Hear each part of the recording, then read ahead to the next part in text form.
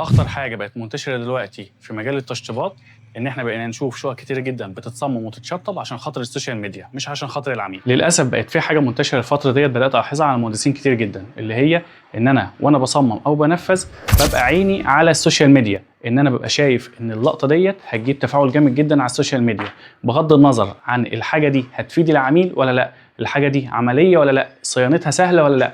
فده للاسف بدأ يدخلنا في قصة تانية خالص وتكاليف تانية خالص العميل ممكن مش محتاجها، ونتيجة لده اتحولت معظم شققنا دلوقتي كأنها معارض ديكور، كل حيطة فيها معمولة عشان يتصور قدامها مش عشان يتعاش فيها وخلاص. الشطارة في التصميم والتنفيذ ان انا ما اعملش لقطة 30 ثانية تجيب تفاعل جامد على السوشيال ميديا، الشطارة ان انا بعد ما اخلص الشقة ب5 سنين او 10 سنين يفضل العميل مستفيد بكل جزء فيها. لو انت بتشطب شقتك خليك حريص ان انت ما تمشيش ورا الترندات وخلاص، خليك حريص قوي ان انت تعمل كل حاجه في شقتك اللي تستفيد منها وتبقى مريحه لحياتك ومعيشتك. التصميم الناجح هو اللي بيخدم حياتك انت، مش بيخدم حسابات السوشيال ميديا.